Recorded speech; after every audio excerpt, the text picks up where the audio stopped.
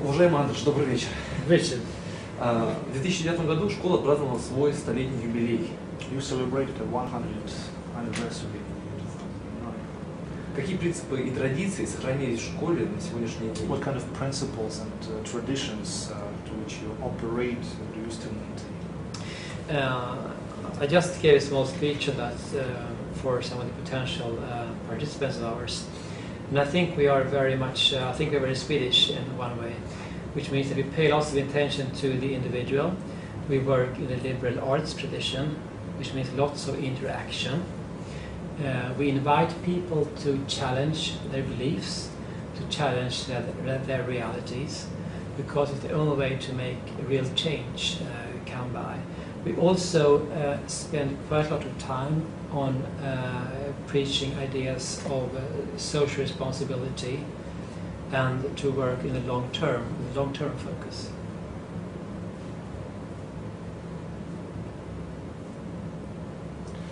Только что я выступал с речью, как раз которая касалась этих вот аспектов, говорил о Швеции и влиянии шведскости на эти аспекты. Мы много времени уделяем именно участникам программы, нашим студентам, и работаем, исходя из концепции так называемых либеральных искусств, где много времени и внимания уделяем отдельным идеям. Мы любим также оспаривать реальность, вызов реальности смотреть нетрадиционным образом. Много времени мы тратим на рассмотрение идей, которые касаются различных социальных аспектов, и пытаемся работать с прицелом на будущее. Стокгольмская школа занимается не только образовательной деятельностью, но и научной. Какие направления исследований актуальны и интересны вам на сегодняшний день? You're not only involved in education, but you have also been involved in scientific research. What kind of scientific research are you involved in? What do you consider interesting things for you? It's for the school as such, it is very broad. The school has got leading research in very many areas. And I think today, to single out two institutions which are doing very, very well on the global level, we've got the institution of finance and also the institution of marketing, where I happen to belong myself. Of course, nowadays I'm mostly a dean and not so much of a scientist. I deplore that. But I've got a vivid research interest. Могу сказать, что таких областей довольно много, но две основных, на которых мы обращаем основное внимание в последнее время, это финансы, во-первых, и маркетинг. Маркетинг — это то, где я являюсь специалистом, хотя в последнее время у меня нет времени на исследования в этой области, потому что я все-таки ректор, организационный. На что следует обратить внимание, выбирая бизнес-школу? Как по вашему мнению, где лучше учиться, в России или в Европе? When choosing a business school, what do you have to pay your attention to, and what do you think is the best place to study? Is it Europe or Russia? It's a very, very good question, of course, because we try to be very honest and open with our participants, or potential participants, I should say, in this regard. I think it's very important to make a very conscious and deliberate choice what you want to attain with your MBA diploma. If you only want to have the diploma without working too much with yourself, you can pick hundreds of schools. If you want to have a diploma which really means something to you and to the market, because the school has got a good name, then you have to be much more selective. In Russia, I think there are very good schools, but there's also lots of crap, not so good schools, like in many other countries. And without singling out ourselves in Russia, I would also like to mention Graduate School of Management in Petersburg, which is a very good school. And in the executive market, we got Szkóla, which you probably know about, which I'm very much impressed by. What makes us stand a bit apart is, of course, that we are a Western school from the very beginning, not only bringing in Western faculty from time to time, but a Western mentality that inspire our teaching and learning experience. Дело в том, что это очень хороший вопрос. Могу начать с того, что, во-первых, мы всегда работаем честно по отношению к нашим участникам. нашим студентам. И когда они приходят к нам, задумываясь о том, почему им нужно учиться в Стокгольмской школе, они должны сделать осознанный выбор, они должны осознать свою цель, для которой они будут у нас учиться. Потому что если они хотят просто получить диплом, им не стоит к нам идти. Наш диплом заслужить не так-то просто. Он подразумевает постоянную работу над собой. Можно найти 100 школ, а то и более, где можно этот диплом совершенно спокойно получить, но не наш пример, потому что у нас нужно постоянно работать над собой, учиться. И, откровенно говоря, и не хочу показаться грубым, в России достаточно много таких не очень хороших школ, в которых не дается хорошего уровня образования.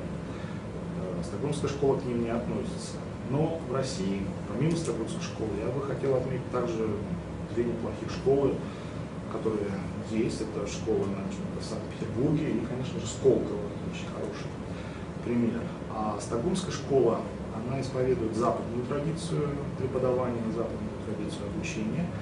И это не заключается только в том, что приезжают западные преподаватели, и все. Весь наш курс, он пронизан так называемым западным менталитетом. Модели нобелевских лауреатов 2010 года объясняют взаимосвязь между безработицей, вакансией, зарплатой и от правил экономической политики государства. Какие шаги, по вашему мнению, необходимо предпринять государством для сближения работодателей и работников? So this is as far as the Nobel Prize winners are concerned. The models of their research in the year 2010 really explains the ties between unemployment, vacancies, the salary level, and they really explain the linkage of all these things on the economic policy. So as far as this economic policy is concerned, here's the question. What do you think the governments should do to make employers and employees closer? It's a very, very interesting question also. I think that with all the merits for the Nobel Prize laureates, of course, those are very much theoretical models which are made up, if you wish, in the laboratory. And the application in practice must be done with lots of contextualization, which means you have to take into account all the factors that you cannot put into a model. And when it comes then to the relations between labor and the employer, there are very many things to do. And I think that an important aspect is to try to bridge the gap that by definition exists in the first place, which means that to get rid of this us and them attitude. And research shows that it's often very good to have rather strong labor unions because they have got someone with whom you could talk. So for instance, in the crisis period, which all of us experienced 2 years ago, there are different experiences in different countries. Some countries like Sweden, when companies were having a hard time, they did not let go of the people. They kept the people, but they discussed with them, they asked them to lower their salaries. They worked only 4 days a week, okay? Because they knew that one day there'll be an upturn in the market. If we keep you now, then when the upturn comes, you could come, work harder for us and go up to a 5-day work week again. Some other companies in some other countries maybe who fired the people, they have to work a lot to re-attract them once the market changes. And of course, the closer you are, you show each other trust and respect, the easier it is to follow the market dynamics, which we saw the last few years. Да, это очень интересный вопрос. Конечно, очень многие нобелевские лауреаты демонстрируют теоретические, так сказать, модели, которые не всегда подкреплены практикой. Я же хотел бы отметить необходимость опирать все эти теоретические изыскания именно на практические примеры, учитывать то, как эта модель будет основываться на практике, какие будут аспекты дополнительные включать. Вот если поговорить о проблеме отношения работодателя с работником в свете недавнего кризиса, то наиболее важно было бы отметить необходимость уменьшить тот самый разрыв между работодателем и работником, чтобы они не воспринимались как две отдельных страны, а чтобы они воспринимались как нечто более целое, чтобы не было вот такого подхода. Есть мы, работники, а есть они, работодатели. От этого нужно уходить. Ну, конечно же, профсоюзы могут отчасти эту проблему помочь ликвидировать, но только отчасти. В Швеции иной подход. Вот 2 года назад разразился экономический кризис, и разные страны вышли из него по-разному. В Швеции был свой подход. И что демонстрируется? То, что работодатели смогли удержать своих сотрудников на работе. Им удалось, условно говоря, с ними договориться. Предположим, да, понизились зарплаты, но это было проведено дополнительно. Люди не были уволены. Предположим, они работали не полную рабочую неделю, а выходили на работу только 4 дня, но все равно удалось сохранить сотрудников, квалифицированных сотрудников, и это большой плюс. В тех же компаниях, в тех странах, в которых не было это сделано, люди ушли или были уволены, и им пришлось снова их набирать, каким-то образом пополнять своих сотрудников. Получилось гораздо сложнее. И именно шведский подход как раз вот основывается здесь на доверии и уважении работодателя и сотрудника. А именно это, я считаю, залогом успешного будущего. Андреш, спасибо вам за уделенное время. Было очень приятно с вами пообщаться. Спасибо вам, успеха нам. Спасибо.